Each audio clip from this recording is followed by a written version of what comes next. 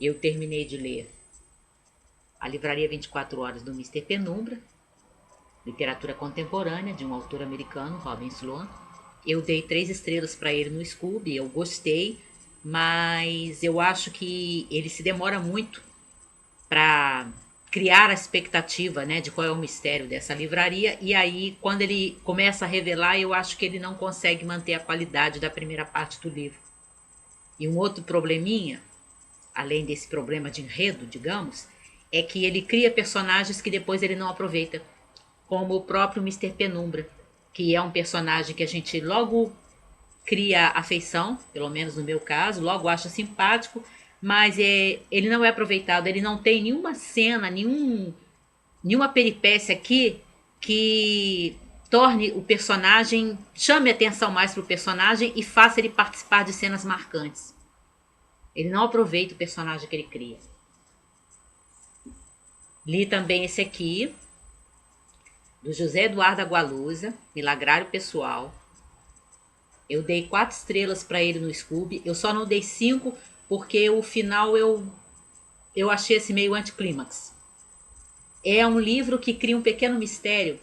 Quem será que está jogando dentro da língua portuguesa, né? Fazendo com que apareça na língua portuguesa, na fala das pessoas, nos textos escritos, tantos neologismos? De onde é que estão surgindo todas essas palavras novas? E aí os dois personagens principais saem em busca da resolução desse mistério. E enquanto isso, o angolano Agualusa vai fazendo uma homenagem à língua portuguesa, ao uso da língua portuguesa, e aí ele conecta relaciona com 3 países que escrevem a sua literatura em língua portuguesa, né? A literatura portuguesa, a literatura angolana, que é o país do próprio Agualusa, Angola, e a literatura brasileira. E é muito prazeroso para uma leitora brasileira, como é o meu caso, ver um escritor estrangeiro, né, tratar a literatura brasileira assim com tanto respeito, com tanta admiração, né? Ele coloca alguns dos escritores brasileiros, como o Guimarães Rosa, por exemplo, como um dos pilares, né, um dos fundadores, um dos estimuladores da literatura angolana. E isso é muito bacana, muito bacana. O livro é gostoso, a ideia é original, tem momentos maravilhosos, tem muito uso de intertextualidade, não, ou não seria um Agualusa, mas o finalzinho eu achei assim meio anticlímax. Só por isso que eu não dei 5. Mas eu gostei bastante. Também li esse clássico aqui da escritora francesa Colette Cherry, que já fizeram até o filme com a Michelle Pfeiffer, que é a história de uma cortesã já madura que seduz um jovem, filho de outra cortesã, e a personagem principal, né, a Léa, ela tem uma relação de, digamos, rivalidade amigável, né, com a mãe do rapaz que ela seduziu.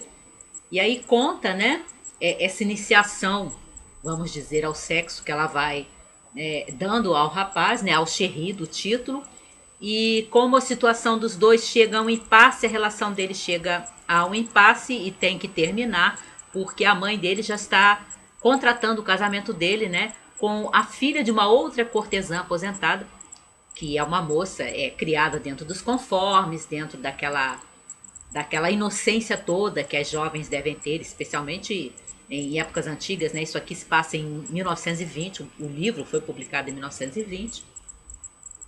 Mas é aquela dupla moral, né? O rapaz pode ter todas as experiências, mas a jovem esposa não, né? Uma candidata à esposa não. E 2 coisas que me chamaram a atenção no Cherry. Uma eu gostei, a outra eu não sei se era um temor da própria autora e aí isso me preocupou um pouco, mas eu reparei nessas 2 coisas. Uma é a atmosfera de sensualidade que a Colette consegue criar dentro do livro sem usar uma linguagem explícita. Ela cria esse clima de intensa, profunda sensualidade, fazendo referências a perfumes, a olhares, a uma lágrima descendo pelo rosto, a flashes assim em que há fragmentos, né, da aparência das pessoas que ela destaca, né, uma mecha de cabelo, né, um meio sorriso, uma boca, coisas desse tipo. E aí ela estabelece esse clima de sensualidade assim, com muita arte, com muita elegância. Mas a outra coisa que eu reparei e que eu não sei se isso seria uma coisa boa, me preocupou um pouquinho, que de repente era uma coisa da própria autora, é quando ela vai apresentando essas personagens femininas de primeiro plano, que são as cortesãs, né, mais velhas, algumas já aposentadas, outras em vias de se aposentar, e esse temor da velhice, da perda da beleza que todas elas têm, e aquela ideia de que elas não estão apenas se aposentando, né, das suas carreiras como cortesãs, mas é praticamente uma aposentadoria da vida, né? Porque aí elas aparece a personagem principal pensando coisas assim, tipo, bom, agora que eu cheguei a uma certa idade, né, eu vou poder engordar à vontade, não preciso mais me cuidar, eu vou ficar jogando buraco ou canastra com as minhas conhecidas e fazer tricô. Nada contra o tricô, nada contra os jogos, nada disso. Mas esse tipo de pensamento, a maneira como ela vai apresentando isso, né, nos devaneios, nas reflexões que passam pela cabeça da Lea, né, que é a cortesã aqui, que seduz o jovem, dá assim aquela impressão de que realmente a vida da mulher acaba, né? Quando ela chega aos 50, 50 e poucos anos, a vida acabou, porque ela já não é tão bonita e ela já não é tão jovem, então ela se aposenta da sua carreira de cortesã e praticamente se aposenta da vida, né? Não vai ter mais nenhum envolvimento romântico, é como se a vida da mulher acabasse, ela está esperando para morrer só. E aí isso realmente me incomodou. Eu fiquei pensando se isso não seria um temor da própria Colette, que já estava mais ou menos na idade da heroína desse livro quando escreveu esse romance. Mas é um romance interessante, mas me preocupou um pouquinho. Também li esse todo do Peter Eisner, O Caminho da Liberdade, a saga de heróis anônimos para resgatar aviadores aliados na Segunda Guerra.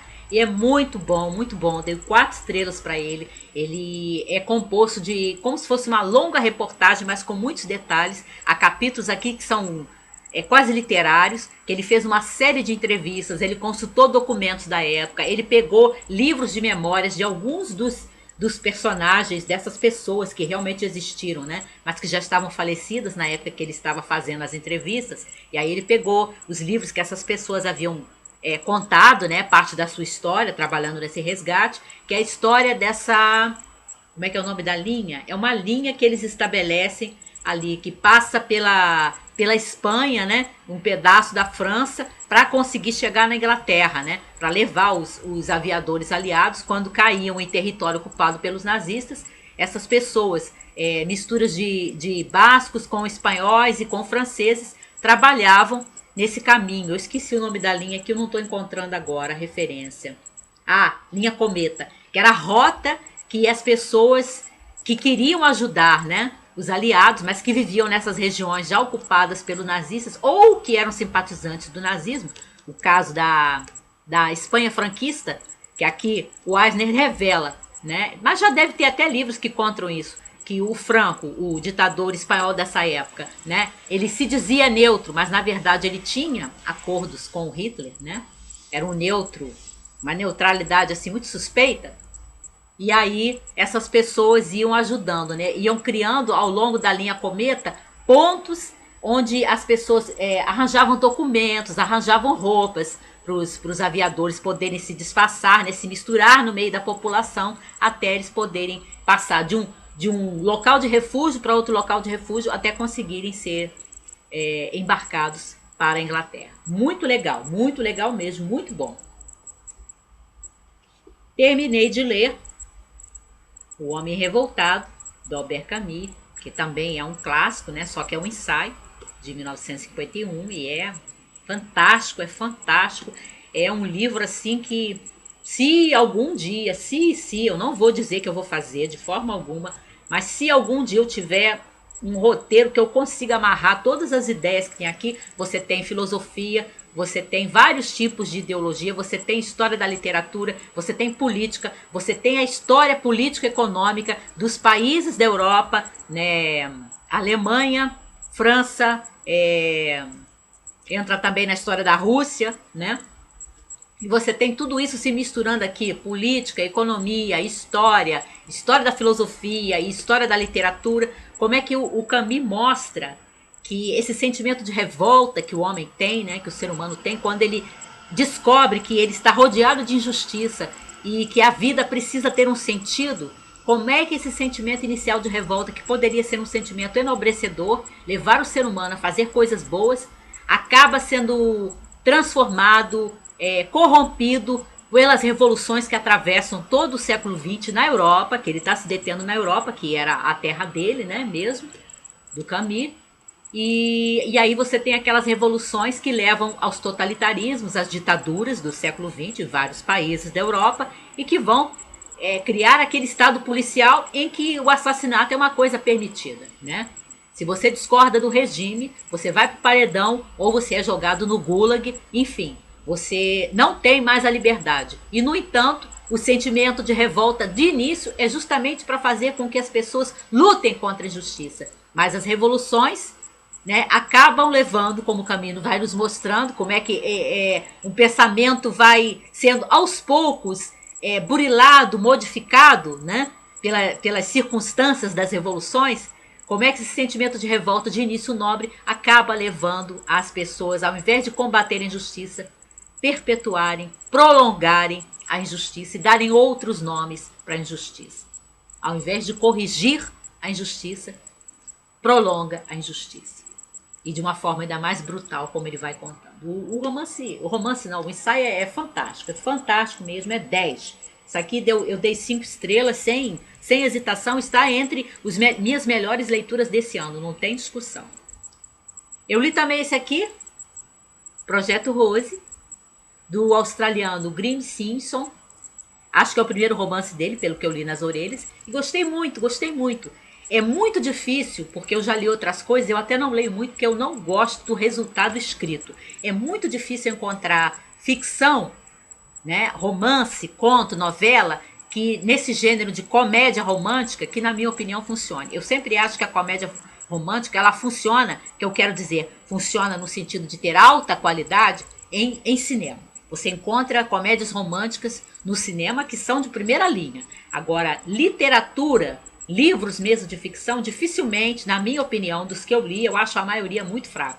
Mas esse aqui eu dei 4 estrelas numa boa, achei delicioso. É narrado em primeira pessoa pelo protagonista, né, o Dom, que é um homem assim, por perto de 40 anos, que elabora um questionário para o seu projeto esposa, porque ele não consegue se acertar com as mulheres, então ele resolve criar um questionário, porque ele é aquele sujeito que cronometra perfeitamente a sua vida. Ele tem o horário certinho de trabalhar, o horário que ele vai gastar cozinhando, o horário que ele leva praticando aikido, o horário que ele tem para elaborar as suas aulas, porque ele é professor. E ele tem até assim, na cozinha dele, ele tem lá dividido o que ele vai comer na segunda, o que ele vai comer na terça, qual é a refeição da quarta, qual é a refeição da quinta, tudo cronometrado, tudo esquematizado, né? É uma vida assim sem surpresas. E aí esse homem resolve elaborar esse questionário, né? Para conseguir encontrar a esposa ideal para ele. E essa pessoa tão meticulosa. Mas ele é um personagem assim muito simpático, porque embora ele tenha essas coisas, ele não tem muita habilidade social, e aí nesse ponto eu me identifiquei um pouquinho com o Dom. E ele é um personagem assim que sem dizer, né, sem o narrador entrar, porque quem está narrando é ele, o Dom, você percebe que ele é uma figura em alguns momentos até não só engraçada, né, mas até comovedora. Eu dei umas gargalhadas e houve alguns momentos que eu fiquei assim muito comovida com o protagonista. Gostei bastante. E eu comprei, né? Eu comprei esse. E no mesmo dia que eu comprei esse, eu comprei meu Lobo da Steppe, do Herman Hesse, que eu li emprestado da minha prima há muito tempo. Finalmente comprei o meu, tomei vergonha e aí vou reler para ver se eu gosto tanto quanto eu gostei da primeira vez. E comprei o Grande Gatsby, que eu não havia gostado da primeira vez que eu li, o exemplar emprestado também da minha mãe. Nem ela gostou e nem eu. Mas como eu andei fazendo as pazes, né, revisitei o Scott Fitzgerald, li coisas dele que eu adorei, o Último Magnata, eu achei fantástico, fiz o vídeo até. Aí eu comprei o meu exemplar de O Grande Gatsby para reler, ver o que eu acho agora. Estou lendo O Senhor March, da Geraldine Brooks, E eu tô gostando. Ela pega esse personagem, o Marty, que é um personagem apenas citado em Mulherzinhas, da americana Louisa May Alcott, né, que é o pai das meninas, né, o pai da Jo, da Beth, da Amy. E aí ela cria a história do que estaria acontecendo com o Sr. Marty enquanto as meninas está tendo aquela ação toda, né? As peripécias das filhas dele no romance Mulherzinhas, da Louise May Alcott. Aí a Geraldine Brooks pegou esse personagem que é só citado, porque ele está na guerra, e conta a história do Sr. Marty, o pai das mulherzinhas, né? Durante a Guerra Civil Americana. Aquela guerra em prol, né? Entre outras coisas, em prol da abolição da escravatura, né? Embora a gente saiba que havia realmente muitos interesses econômicos ali, muito mais do que idealistas. E eu estou relendo, por isso vocês ainda não viram o vídeo, O Vermelho e o Negro, do Stendhal, tá? Porque eu li ele há muito tempo e aí eu quero reler para poder fazer um vídeo bom.